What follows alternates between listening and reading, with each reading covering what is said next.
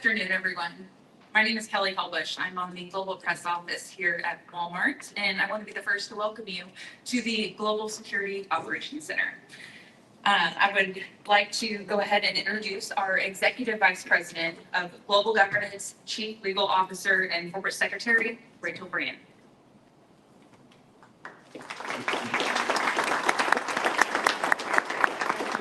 All right, and good afternoon, and thanks to all of you for being here for the grand opening of our Global Security Operations Center. We call it the GSOC, so you'll hear me use that acronym for the rest of the day. I want to acknowledge Governor Sanders. Thank you so much for being here, especially on this bad weather day. The maps is like just showing us that over there. Also want to acknowledge our state representative from Bentonville, Mindy McLendon. Thank you very much for being here. Very grateful to you. We also have Congressman Womack's staff with us, and Congressman was here himself on Monday walking through. We were very grateful for his time and interest in the GSOC as well.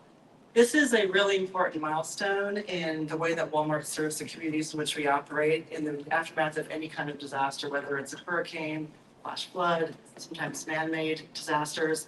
And it's really fitting that we're standing here one day before the 20th anniversary of Hurricane Katrina, because Walmart's response in the aftermath of Katrina was a really pivotal moment in Walmart's history.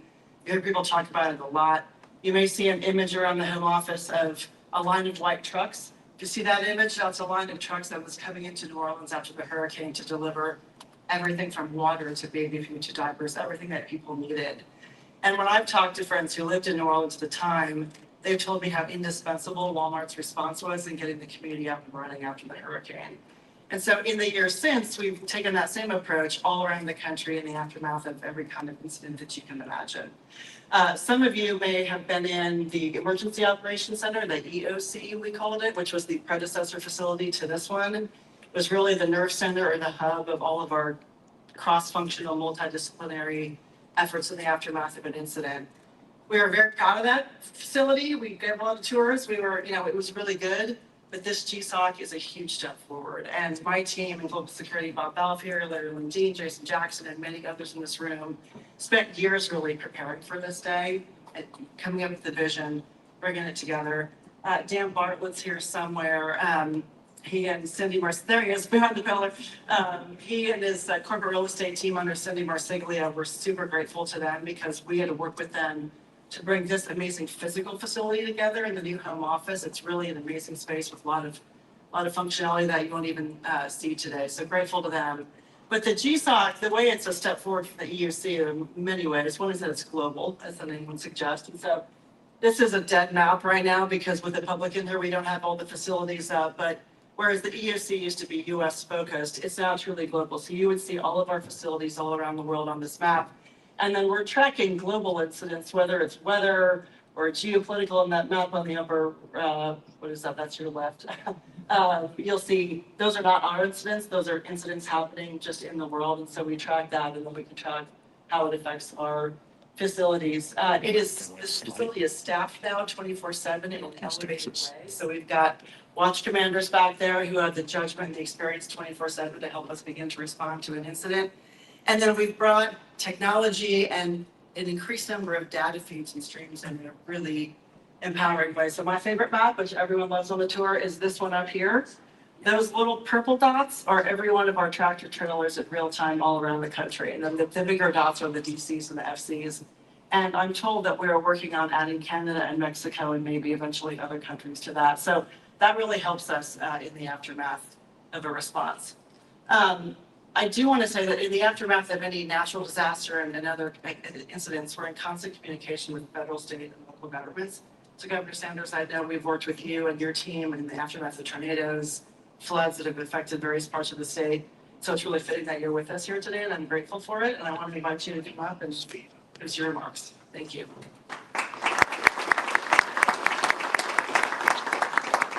Good afternoon, and thank you, Rachel. It is great to be here, and I appreciate the introduction and the great friendship and partnership that we have had and will continue to have.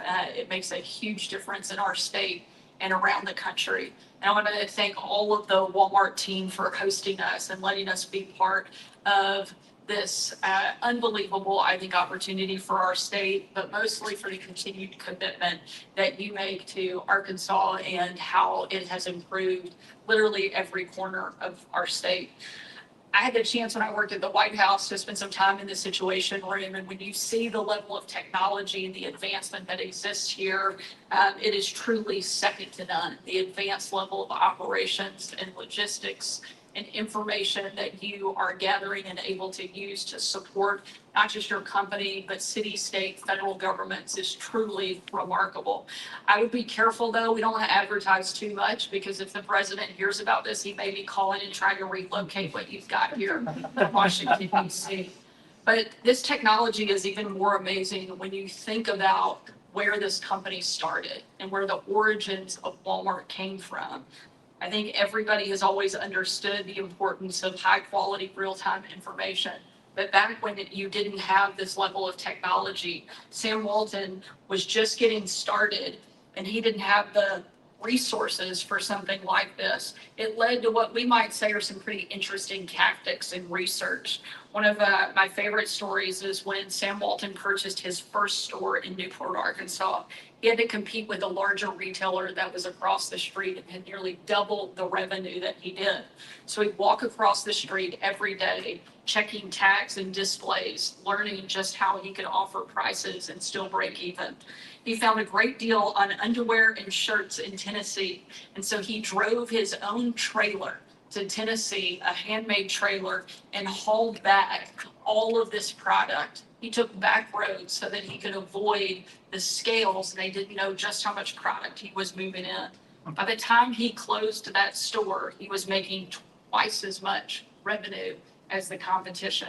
I love that when he didn't have the technology, he just created it himself. I think we've come a long way since those days. You fast forward a few years, and Sam Walton was in charge of a small but growing chain of Walmart or Walton Five and Dimes. That gave him enough money to buy an airplane. And so again, he took matters into his own hands, and he would fly around the region and he would tilt the plane so that he could check out the parking lots of Kmart and see how many customers they had. And that helped him determine where he would put the next store by the places that had the most traffic. While I love his, what we call Ozark ingenuity, it makes for great speech content for sure. But when Walmart finally and officially launched, Sam knew he needed more than his own research. He needed a strong communication system that stretched across the country. He set up a satellite TV service that reached every single store. Even though it was more sophisticated, his personality still came through even as they were growing. And he used that resource to test the system and tell every employee on that satellite TV to make sure they made eye contact and to greet customers directly. I'm pretty sure that Doug isn't driving trucks of cheaper products and stocking the shelves with them anymore on his own, but the goal of doing business better and making it affordable is still seen in everything that Walmart does. It's always been about service, about helping provide better quality products and making sure that everybody has access to them. When most people think of Walmart, they think of a place that maybe they go to buy laundry detergent or bananas. What they don't realize is that every banana they take off the shelf becomes a data point in a system that spans the country and the globe, one that moves supply chains, vendors, and the entire world economy. When people are facing severe weather, which we're certainly no strangers to here in Arkansas, or any other type of crisis, one of the first places they look is to Walmart. They go, whether they're buying products directly or whether it's people like me who are calling, asking for help. It's one of the first places that we all turn. They're counting on this company to keep its doors open, its shelves stocked, and they're always the very first to answer that call for help. This level of sophistication and technology is second to none, but so is the commitment to serve others. Sticking to the original principles is what led to more than 5,000 Walmarts and Sam's Clubs in the US, and 90% of Americans now live within 10 miles of a store. This company employs 1.6 million American workers and purchases items from more than 1,000 suppliers across the globe. All of those streams in the entire world spinning web stretch right back here to Bentonville, Arkansas. And that's something that our entire state can be proud of. I want to again extend my thanks to Walmart for continuing to invest and to help us grow our state. And I want to thank the leadership that is here for their dedication to helping Arkansans and Americans save money and live better. Our country and our world are better off for the incredible work that you're doing. Thank you for letting us be here, and thank you for your service to our country.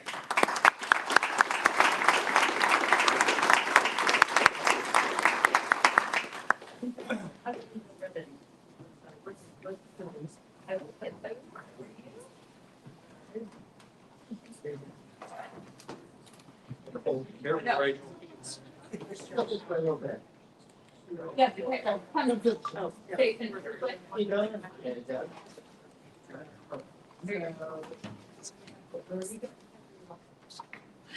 we go. Look right here and smile for one. Good.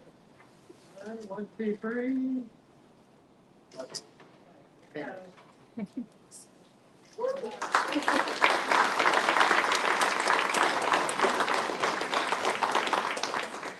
Jason, you're taking this, I think.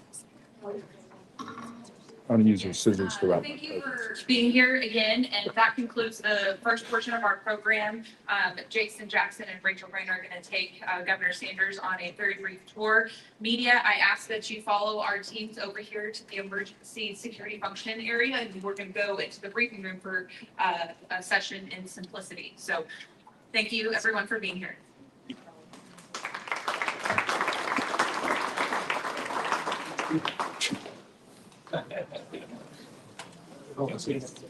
Yeah, good to talk to you. I'll send you an email. So that concludes the ribbon cutting. As you can see, we are live at the Walmart GSOC Global Security Operations Center. What you looking at right now? What? There's nothing going on. There's no weather right now. Good. Still have those flash flood warnings. 16. Had them this morning. Pretty cool. 8 and 8. You guys want to walk this way? Yeah, we're going this way.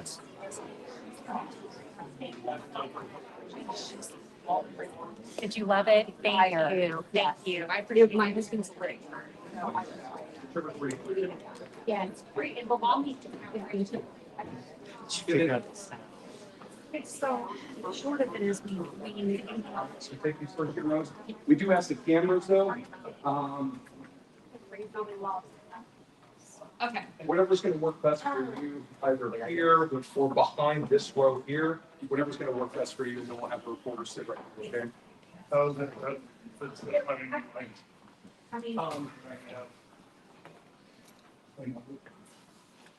Let's set you up in a place, where you're gonna get the Should we best. have actually the cameras on your side right here? Is that gonna work for you? Okay. Yeah, I think, once we close the doors, there's not, yeah, Yeah. it's not gonna be as good as, of course, if you have somebody lost, but it'll be good together. That's a fun camera. All right, guys. So we're just kind of wrapping up that ribbon cutting. Pretty cool. Pretty cool. There's let's just say there's a lot of technology there at Walmart. Walmart has got the funds to supply the technology. I'm sure that took years of planning and more than months to put together. I mean, I can't even put together a weather lab in a month. That's like 40,000 computers. So anyways, hey, we're going to shut it off here, but hope you enjoyed that. That was definitely a really cool look. I've never seen it, never been into this facility before, but kind of neat to see what they're monitoring, what they're looking at. We look at all that stuff on our live streams too. We do. Yeah, we got Radar Omega. We got our list. We got all that stuff. And we got this. We'll see you guys. Have a good one. Bye.